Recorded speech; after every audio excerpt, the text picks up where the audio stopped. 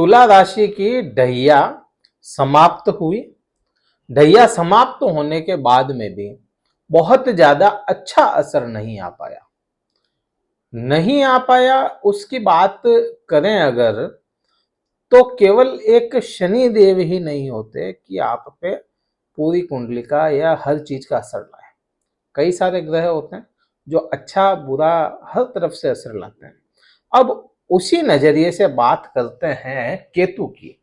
केतु एक ऐसा ग्रह है जिसके पास में बहुत कुछ सोचने समझने की क्षमताएं नहीं है, लेकिन प्रभाव लाने का पूरा पूरा बल केतु रखता है। केतु के पास में थोड़ा सा समझेंगे केतु को तो ही समझ में आएगा, अदरवाइज केतु को समझना थोड़ा सा मुश्किल हो जाता है। और बहुत अंडररेटेड ग्रह माना गया है केतु को, बहुत ज्यादा बात नहीं कर पाते।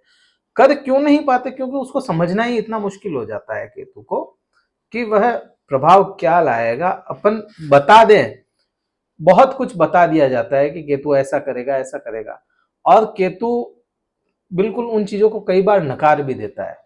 प्रभाव बताया कि ये प्रभाव आएगा और कोई भरोसा नहीं है कि वो आएगा ही आएगा, नकार देगा केतु, बिल्कुल प्रभाव बदल भी देगा।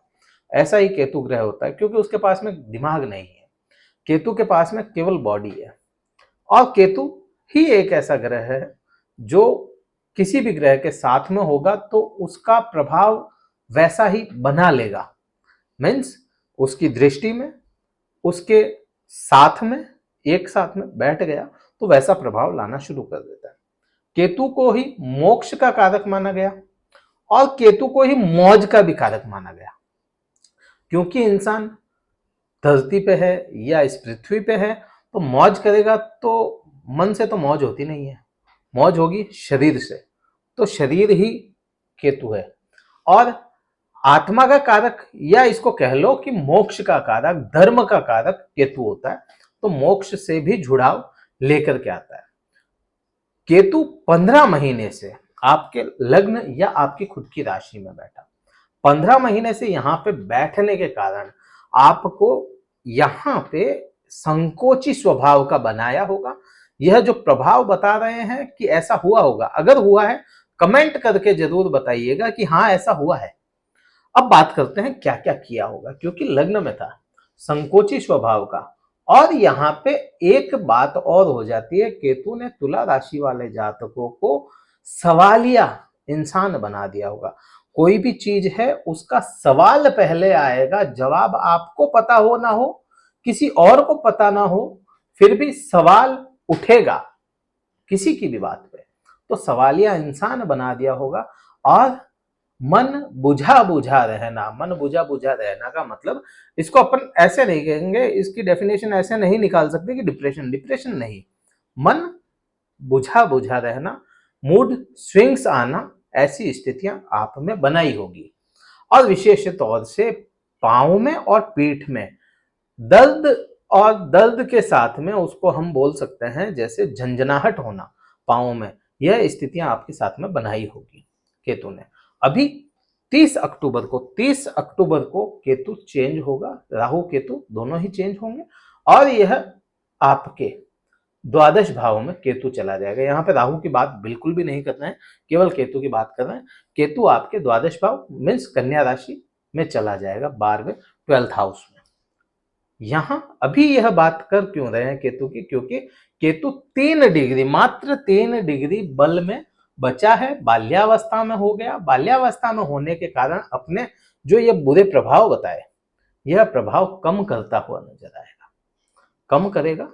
और आने वाले यह 3 महीने और इसके बाद के 3 महीने मीन्स 6 महीने, जब यह चेंज कर जाएगा उसके बाद भी 3 महीने यह अपने पूरे प्रभाव में नहीं रहेगा, बल में नहीं रहेगा। इस वजह से 6 महीने आपको, 3 ये 3 वो, 6 महीने आपको पूरे मिल जाते हैं। केतु का पूर्ण प्रभाव नहीं रहेगा और उसके कारण आपको कुछ कुछ अच्छी स्थितियां देखने को मिलेगी। अब केतु की दृष्टि संबंध को पहले समझ लेते हैं। 5, 7 और 9 दृष्टि संबंध रखता है केतु अपने पास में। अब बात हुई थी कि दृष्टि है ही नहीं केतु के पास में, बिल्कुल नहीं है, क्योंकि उसके पास में सिर ही नहीं, आंख नाक कान है नहीं, मुंह है नहीं। तो दृष्टि का क्या होता है? दृष्टि का मतलब आप यहां पे समझेंगे कि जैसे ये प्रिज्म है, सूर्य की किरणें, अब केतु एक छाया ग्रह है, ठीक है, छाया ग्रह होने के कारण यह पूरे प्रभाव वैसे नहीं लाता और इसी के कारण इसके पूरे पूरे प्री प्रेडिक्शन नहीं कर पाते। फिर भी ग्रह तो है, कोई भी ग्रह, सूर्य की किरणें जाएगी उस ग्रह पे, अब वह ग्रह जहां पे देखेगा, देखेगा का मीन्स सूर्य का प्रकाश इस पे आएगा, अब यहां से तीन तरफ से यह वापस रिफ्लेक्ट करेगा पृथ्वी पे या आपकी राशि पे। जब आपका जन्म होता है उस समय को देखते हैं या अभी के गोचर को भी देखते हैं, तो वह राशि जिस राशि में बैठा होगा वहां से वापस अपनी रश्मियां बिखेगा, सूर्य का प्रकाश, और वह वापस रश्मियां बिखेरता, उसको दृष्टि संबंध कहा जाता है। यहां पे मेरे हिसाब से आपको समझ में आ गया होगा दृष्टि संबंध कैसे बनता है। तो यह 5, 7 और 9, 5, 7, 9 दृष्टि संबंध रखता है अपने पास में, दृष्टि रखता है अपने पास में, यही राहु भी रखता है और यही बृहस्पति भी रखता है। यहां तक क्लियर?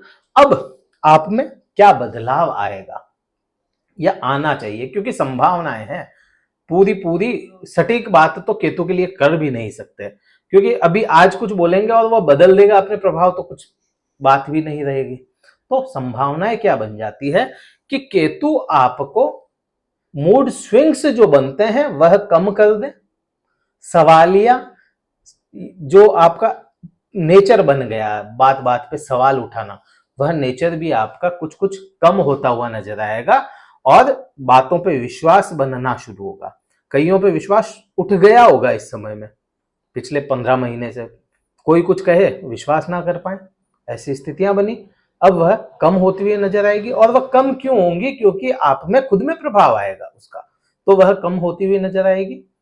आपको यहां से शारीरिक पीड़ा अगर रही हो तो वह भी कम होती हुई समझ में आएगी, और मूड स्विंग्स या मन बुझा बुझा रहना, यह सारी परिस्थितियां कम होती हुई दिखेंगी।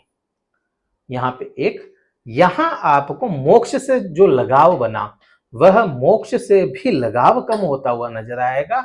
धार्मिक जरूर हो सकते हैं आप इस समय में, और शायद पिछले 5-6 महीने से धार्मिक होते हुए नजर आए होंगे, धर्म की तरफ झुकाव बढ़ा होगा पूजा पाठ में, या आप जिस भी धर्म को मानते हैं उसको मानना अच्छे से शुरू कर दिया होगा, तो वह भी आप पे प्रभाव रहेगा। अब यही 5वां संबंध, जो 5वीं दृष्टि बनती है, वह आपके पंचम भाव पे पड़ती है। पंचम भाव क्योंकि यह कमजोर हुआ, पंचम भाव उठ रहा मीन्स यहाँ पे पंचम भाव का प्रभाव तेज आ रहा है। अब तो यहां भी आपको पंचम भाव से जो प्रेम संबंधों की बात हो जाती है, यहाँ पे संतान सुख की बात हो जाती है, यहाँ पे इच्छाओं की बात हो जाती है, यहीं से ज्ञान की बात हो जाती है, शिक्षा की बात हो जाती है, सभी चीजों में इजाफा थोड़ा थोड़ा दिखने शुरू हो जाएगा। बहुत ऐसा नहीं है कि बिल्कुल आसमान में, नहीं, यह बिल्कुल ऐसे स्लोली चलेगा और ऊपर की ओर बढ़ता हुआ नजर आएगा। वीडियो कहीं अच्छा लग रहा हो लाइक कीजिएगा, शेयर कीजिएगा, सब्सक्राइब करके जाइएगा चैनल को। 5वां संबंध, अब 7वीं दृष्टि में बात नहीं करेंगे। क्यों नहीं करेंगे? क्योंकि यहाँ पे राहु खुद बैठा है, राहु का ही प्रभाव रहेगा। राहु का अलग से डेडिकेटेड वीडियो लाएंगे बहुत जल्दी, तो उसमें पूरी चर्चा करेंगे। अब 9वीं दृष्टि, नौवीं दृष्टि की बात की थी, 9वीं दृष्टि भाग्य स्थान पे, क्योंकि केतु खुद ऐसा ग्रह है जो भाग्य को बहुत ज्यादा बनने नहीं देता, मोह भंग करता है, मोह उठा देता है। बहुत सी चीजें जो आपको मिल जानी चाहिए, आपको पता है कि मुझे ये मिलेगी, फिर भी उस चीज के पीछे ना भागें, काम ना करें उस चीज के लिए, तो वह सारी चीजें मोह भंग करवाता है। केतु ग्रह ऐसा, तो वैसा ही पिता के साथ में संबंध खराब किए होंगे केतु ने, जिनके नहीं किए उनके लिए अच्छा रहा, भाग्य कुछ हद तक साथ दिया। अगर जिन्होंने पिता के साथ संबंध खराब कर लिए या पिता के साथ संबंध भी नहीं खराब किए, तो भी भाग्य में रुकावटें बहुत ज्यादा देखने को मिली पिछले 1.5 साल से, यहाँ पे 1.5 साल से भाग्य से। तो भाग्य से 1.5 साल से बहुत ज्यादा परेशानियां थी, हाथ में आई हुई चीज निकल जाए, ऐसी परिस्थितियां बनी, तो यह भाग्य साथ देना शुरू कर देगा।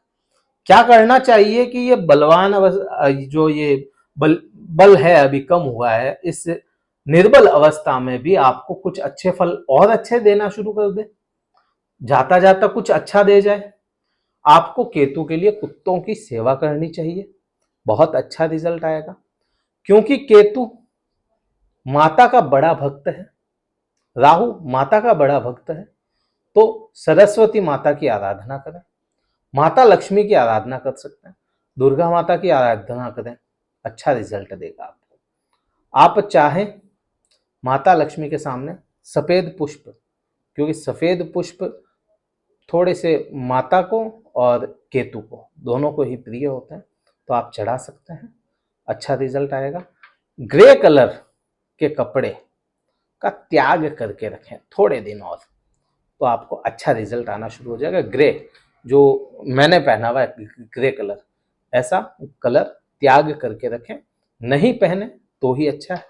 वीडियो कहीं भी अच्छा लगा हो लाइक करना है, शेयर करना है, सब्सक्राइब करके जाइएगा।